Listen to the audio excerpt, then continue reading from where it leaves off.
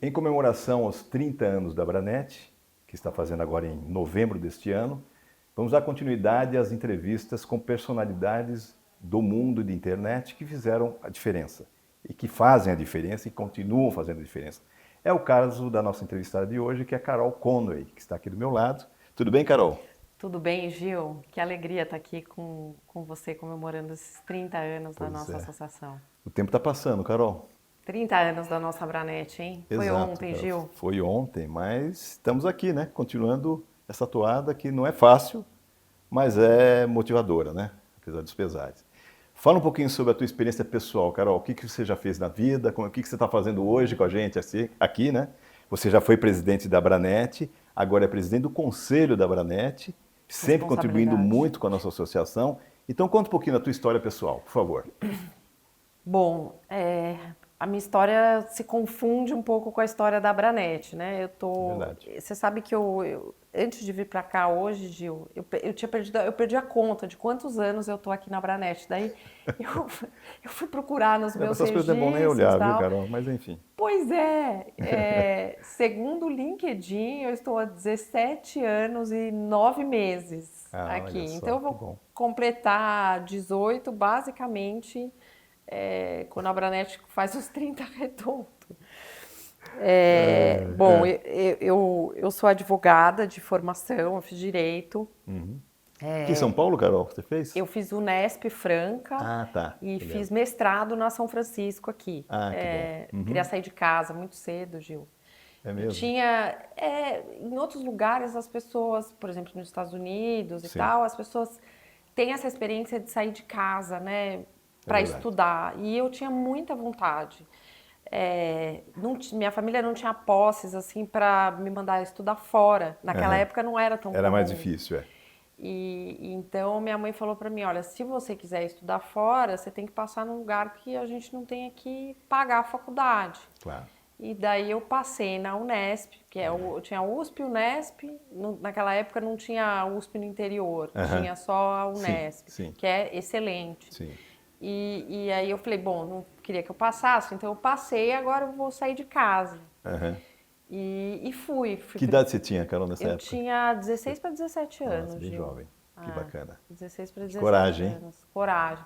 Não, e sair de um grande centro como São Paulo e ir para uma cidade pequena como é Franca. Pois é. Para uma cidade assim. Mas foi uma experiência extremamente enriquecedora para mim, Claro, imagino. porque o Brasil é muito diverso e a gente nascendo e sendo criada em São Paulo, classe média, né? Não tinha Uhum. muita posse, mas classe média, assim, a gente tem pouca visão do que é o Brasil, Uhum. Uhum. de fato.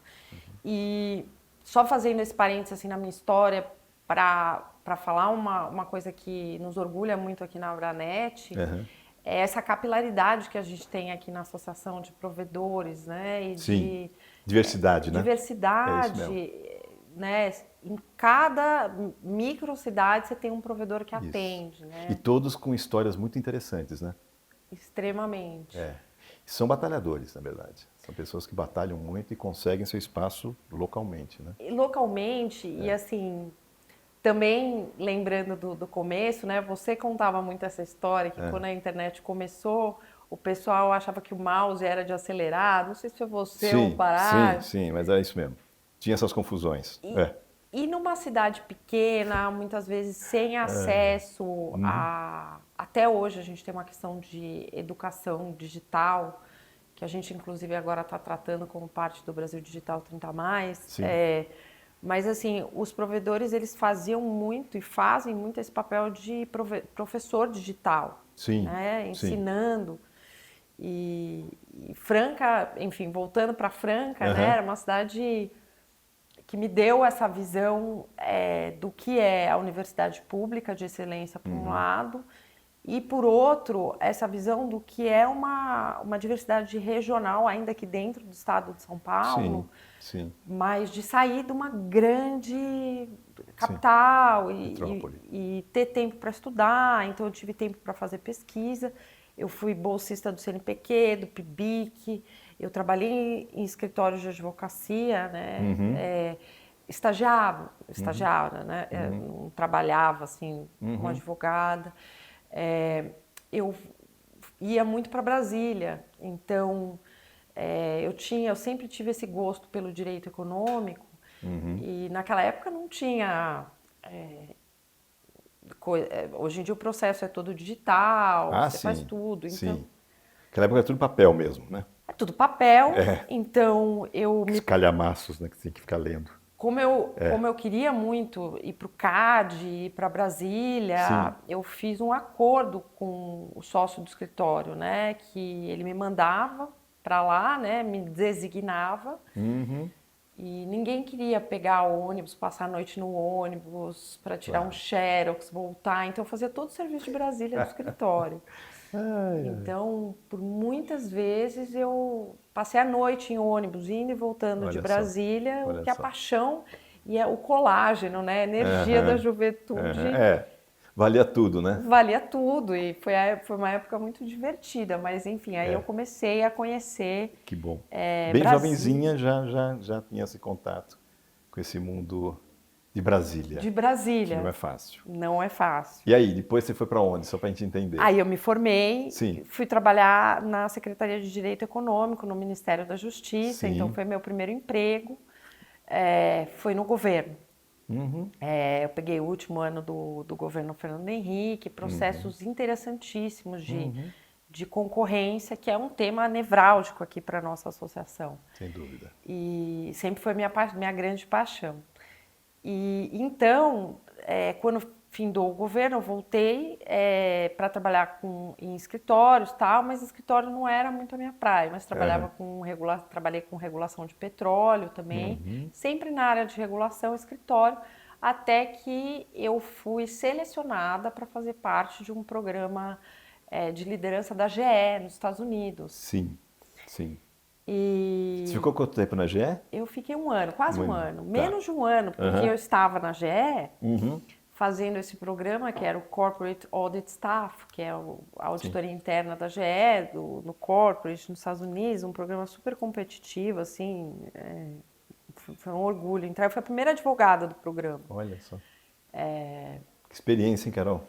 Que bacana. Até que eu estava lá num programa É. e aí algumas pessoas começaram a me acionar que tinha uma vaga no Brasil Sim. e que tinham me indicado. Então, o escritório de advocacia, um colega, o O Renato, Renato Bertoso. e, Sim.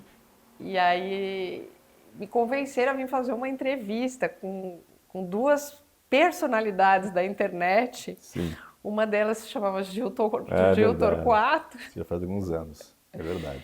Que e, bacana, né? e Aí Judite. você, obviamente, e a Judite Brito. E aí você passou com louvor naquela nossa entrevista Passe- e tá com a gente até hoje lá no UOL, né? Eu passei com louvor e assim, eu falei assim, gente, que insanidade largar um programa É verdade, eu lembro disso. de liderança que tinha 2 anos. Depois do fim desse programa, eu podia escolher qualquer emprego É. no mundo. Você Né? escolheu no Brasil E com escolhi o no UOL. Brasil, no meio do programa. Eu falei assim, não vou. Me convencer. Eu lembro de você, Gil, quando você falava acho que naquela época você estava, inclusive, desenvolvendo um programa, um produto do UOL que foi precursor do Tinder, o Metade Ideal, lembra? Metade Ideal, lembro, claro. Existe até hoje, sabia? Essa marca É, existe, está lá, é um produto do UOL, de namoros, né? e foi precursor Foi de tudo precursor isso, desse, né? O dessa história. UOL, bate-papo, Sim. Metade Ideal, conteúdo na internet. Você sabe que a primeira TV transmitida pela internet foi do UOL, foi no UOL. Então, A gente fez televisão ainda em frames, imaginem vocês, era em frames. E a gente fez no UOL, foi a primeira, isso foi em 97, por aí. Até o Caio esteve aqui, a gente acabou não lembrando disso, mas foi inédito. Mas que bom, Carol, aí você veio para esse mundo. E como é que foi o teu contato com a Abranet, com a associação? então, naquela época, Que ano nós estamos falando? Estamos falando em nós estamos falando de 2000, 2007. por aí, isso aí. 2007. Perfeito. Bobear, eu tinha 2007, 27 anos, 19, vou fazer 19 anos de Abranet, acho. Bom, então naquela época eu lembro que a gente tinha uma série de tensões envolvendo a isonomia das empresas de telecom com os provedores associados. Sim. E tinham processos no CAD, tinham processos judiciais, porque as empresas de telecom elas queriam verticalizar os produtos. Isso. E aí me recrutaram aqui para ajudar nesse time. Eu lembro disso. Foi muito bacana, assim, a gente parecia aquele programa da Regina Casé, lembra? Me Leva Brasil. A gente rodava o Brasil É verdade. explicando por que a concorrência É importante, né? no provimento é importante. E outra, foi justamente você não ter uma concentração nos provedores que permitiu o florescimento que hoje a gente vê. É isso aí. Né? Essa neutralidade, hoje se fala de neutralidade, na época era a isonomia para o acesso, que justamente foi o nascedouro da neutralidade de redes ali, né? Foi. Mas foi uma briga, né, Carol? Que eu me lembro que, por outro lado, os operadores de telecomunicações queriam, como você disse, verticalizar o setor, ou seja, queriam eles serem os detentores de todo o processo, sendo que na visão deles, enfim, que com banda larga, de uma certa forma, eles conseguiram fazer isso em grande escala, porém, eles tinham conflitos conosco, que éramos usuários deles, que éramos clientes deles, né? Então a gente sempre dizia para eles que, olha, nós somos parceiros, não podemos ser o teu concorrente. Mas mesmo assim, naquela ânsia de querer dominar o mercado, as operadoras queriam verticalizar. E aí que eles queriam derrubar a norma 4, lembra disso, Carol? Nossa. E para Explica um pouquinho o que é a norma 4, você lembra? Então, a norma 4 é o seguinte, o processo de privatização das telecomunicações, ele veio através da Lei Geral de Telecomunicações. E o que se queria privatizar era justamente as redes, né? Os tubos. Né? Então, esses tubos foram objeto de concessão. Só que tinha que separar o que não era o tubo. Por quê? Porque o que não era o tubo não era objeto de concessão. Sim. Até porque não era monopólio do Estado, o Estado não pode conceder uma coisa que está sob livre mercado. E aí a norma 4, ela foi feita para preparar exatamente o que era para ser concedido e o que não era. E teve essa separação. Então, basicamente, a norma 4, ela é a certidão de nascimento da internet. É isso aí. Vamos chamar assim de certidão de nascimento da internet, que fala quem é a internet, o que ela é e não é. E aí que a norma 4 se encaixa. Que não é serviço de telecomunicações. Que não é serviço de telecomunicações. Que aí chama serviço de valor adicionado. Exatamente, porque ela adiciona um valor à rede. É por isso que é um serviço de valor adicionado. E as telcos, naquela ocasião, queriam quebrar isso. Queriam dizer que não, tira a norma 4. Por quê? Porque aí eu, como operador, eu verticalizo esse setor. E nós brigamos muito na época e fomos vitoriosos. Né? Você contou já aqui a história do ministro Sérgio Mota? Eu comentei na entrevista com o Caio Túlio, eu falo um pouco sobre isso. Mas, de fato, podemos relembrar, Sérgio Mota, que era o ministro das Telecomunicações na época do governo Fernando Cardoso, foi uma pessoa extraordinária para nós ali, né, para o setor, né, eu diria para a internet brasileira. Porque, apesar de toda a pressão que ele sofria na época do sistema Telebrás, a própria Embratel queria ser a operadora de backbone do Brasil monopolista. Sim. E ele falou não. E ele que instituiu, claro, com as suas equipes, justamente a norma 4 para separar uma coisa da outra. E por isso que, como você disse, a internet tem esse vigor no Brasil, muito em função dessa separação, né? Assim, esses vídeos da Abranet 30 anos, eles são muito, muito ricos para a gente deixar para as próximas gerações o que é o princípio. Sem dúvida. Porque o que interessa aqui é o princípio, né? Então, essa gênese é onde a gente recorre toda vez, porque mudam os atores, mas as questões competitivas são as mesmas. Sem dúvida. As telcos, logicamente, elas queriam dominar essa camada, falando, não, deixa que eu presto de graça. Por quê? Porque do ponto de vista da lógica econômica e competitiva, elas sabiam que abrir esse espaço poderia gerar, vamos dizer assim, uma camada que elas não dominam completamente porque tem concorrência, mas é uma visão até certo ponto míope, com todo o respeito aqui, porque o jogo ele não é de soma zero, o jogo é de soma extremamente positiva, porque e isso se comprovou ao longo do tempo, Sim. porque lógico que a gente sabe que quem está lá tem que gerar resultado, etc., mas uma visão mais de longo prazo, é isso que eu quero dizer. Você tem um mercado muito mais amplo, né? Ô Pra Gil, atuar. hoje a quantidade de banda que se consome, Sim. a quantidade, a extensão Sim. da internet, ela gera muita receita para a rede. Exato. Por quê? Porque você não tem o que passar se não tiver rede. Claro. E vice-versa. Então, se Uma você coisa alimenta a olhar, outra, né? alimenta a É outra. É um jogo verdade. de soma muito positiva. E, Né? e lembrando também, Carol, que não é que as telcos não poderiam atuar no setor. Sim. Elas poderiam, desde que elas tivessem uma empresa constituída para isso, que no caso da Telefônica, por exemplo, ela criou o Terra. O Né? Terra. O Terra que foi rebatizado, né? Era no Tecnet, ZAS, aí compraram o ZAS e o ZAS virou Terra. E, ou seja, eles não eram proibidos de entrar no setor, muito pelo contrário. E eram bem-vindos, não teria problema nenhum. Tanto é que chegaram a ser nossos associados aqui Sim. na Abranet durante muito Sim. tempo. Mas fala um pouquinho sobre a Abranet em si. Como é que você teve o primeiro contato com a Abranet? Você lembra? Gil, eu me lembro que eu tive esses contatos muito pelas suas mãos, Aham, porque você me trouxe nessa aham. reunião e a gente tinha, e o Parágio também, eu me lembro assim perfeitamente desse começo assim com o Parágio, que você me apresentou, o Sim, Parágio era presidente da Abranet na naquela época. ocasião, sim. E vocês estavam precisando justamente desse reforço nesse time que ia explicar por que que a concorrência Era importante. era importante. Sim, E era meu tema de estudo, sempre foi, minha sim, carreira toda acadêmica também e claro. técnica nessa área.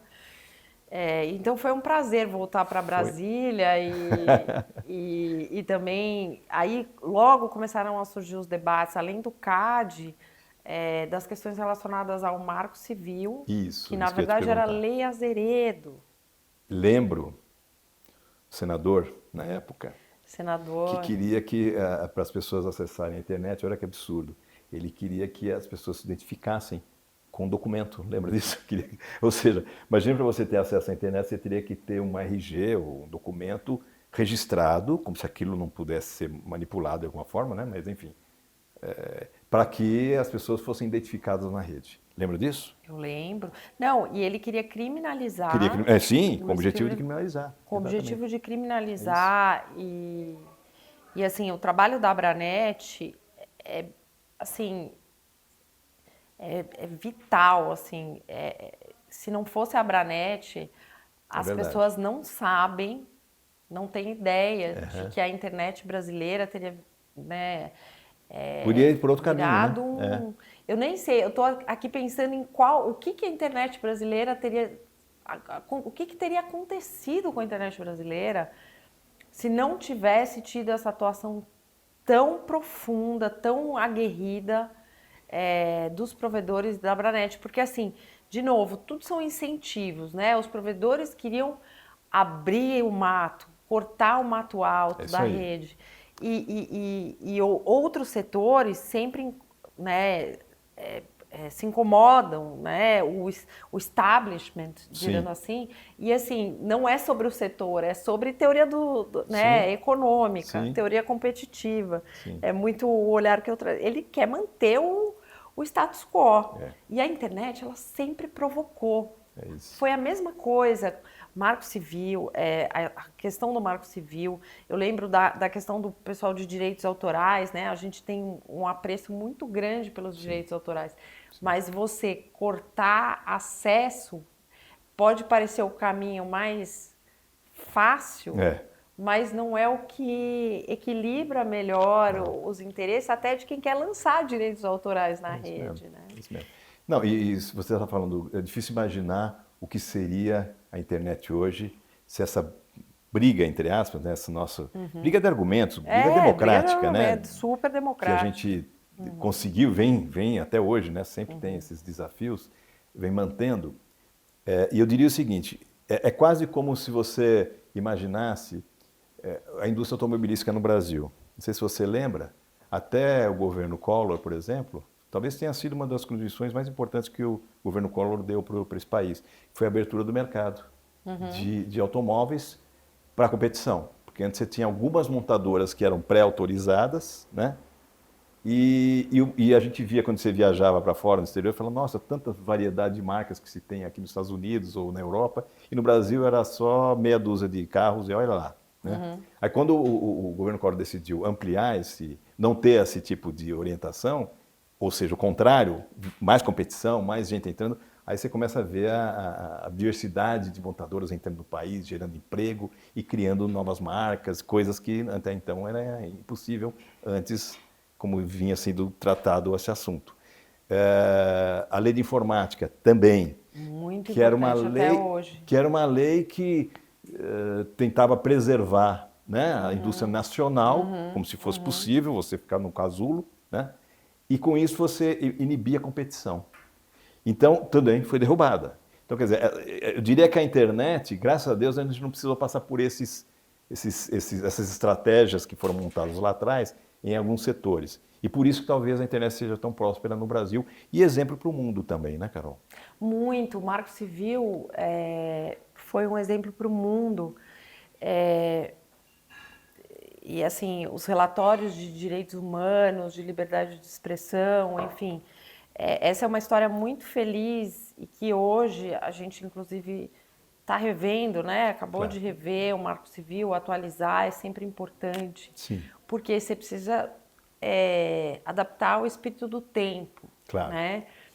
A gente defende também muito na Abranet que exista essa livre competição, mas que sempre tenha um compliance de todas as regras. Tanto é que já há bastante tempo, né, falando dessa atualização do Marco Civil, aí já como presidente da associação, nós defendíamos uma espécie de CONAR, né, para que a gente pudesse autorregulamentar todas as práticas que deixem a internet cada vez mais livre de qualquer tipo de conteúdo danoso, etc.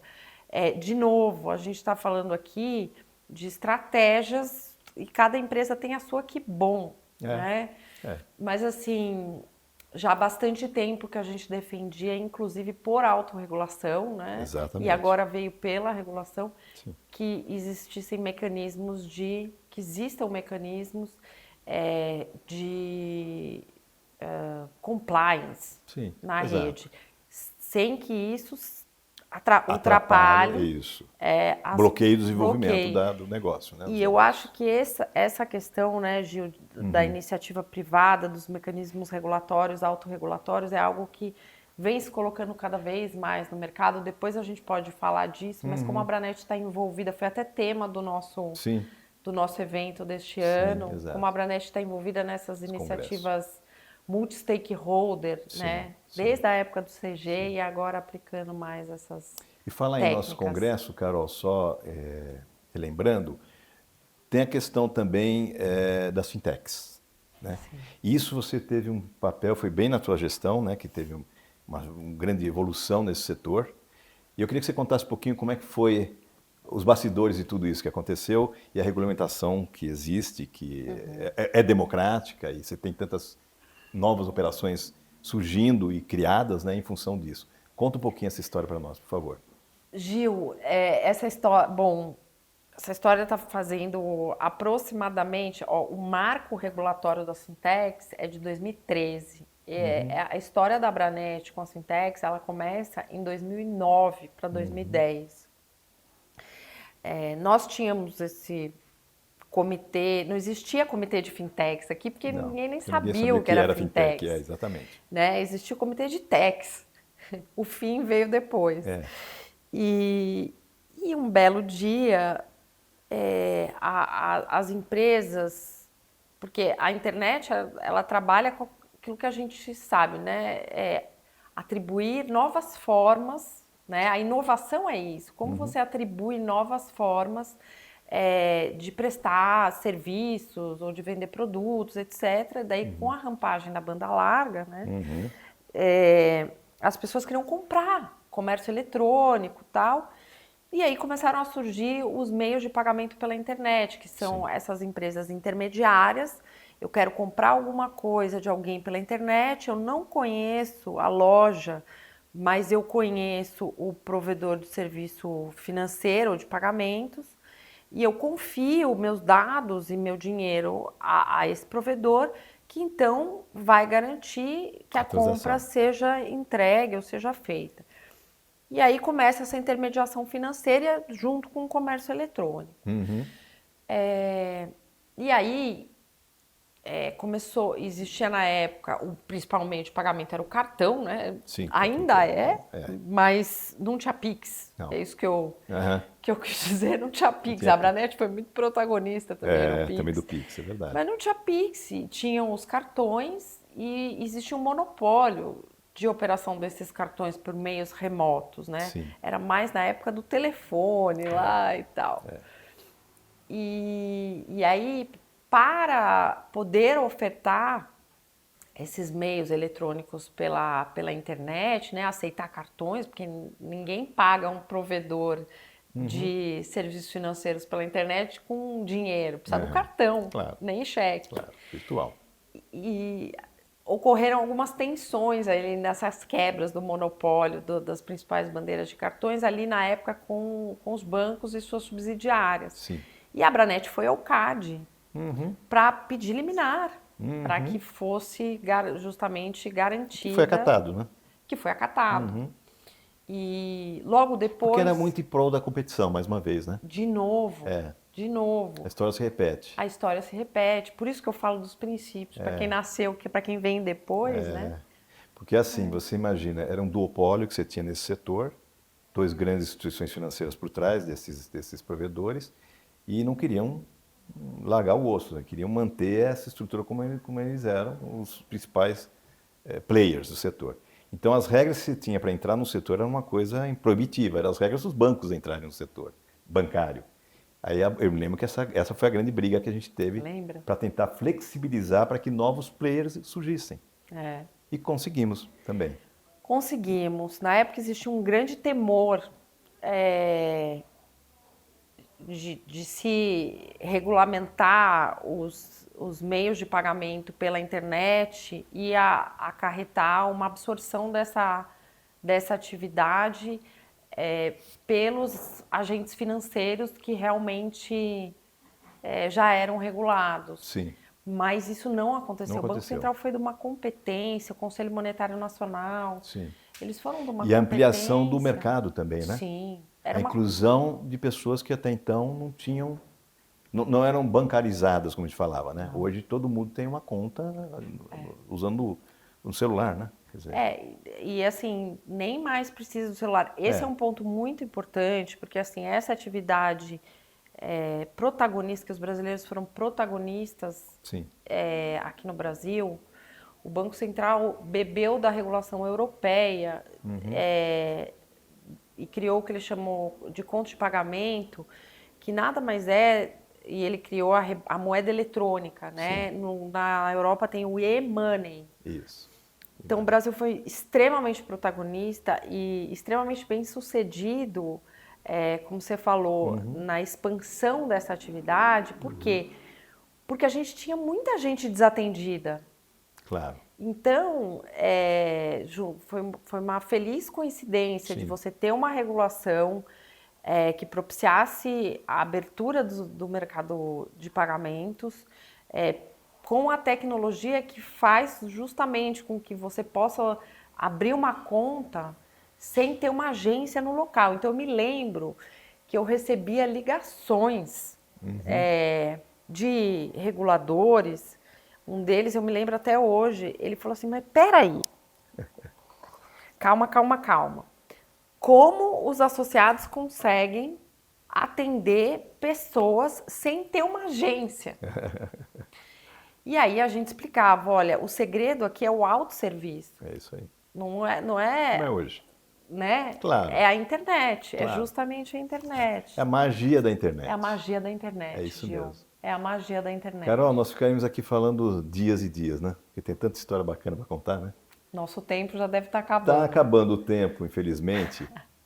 Mas olha, Carol, eu acho que a tua contribuição foi e está sendo, porque a Carol, mais uma vez, é presidente do conselho nosso, e é muito participativa, isso é muito bom, sempre alerta o que está acontecendo, né? Não só aqui, mas no mundo. Então, acho que eu queria te agradecer aqui oficialmente, aqui publicamente, a tua contribuição, que foi e está sendo muito importante para a associação. Muito obrigado, Carol. Sou eu quem agradece, Gil. Quando a gente às vezes está num dia assim que quer ficar em casa, a gente levanta logo da cama, pensando que tem tanta coisa para fazer Tanta coisa importante para fazer, né? aqui na associação e da responsabilidade de agora estar à frente do conselho. E eu deixo essa palavra aqui final, porque um dia alguém vai ver esse vídeo e vai saber que a gente cumpriu mais essa missão.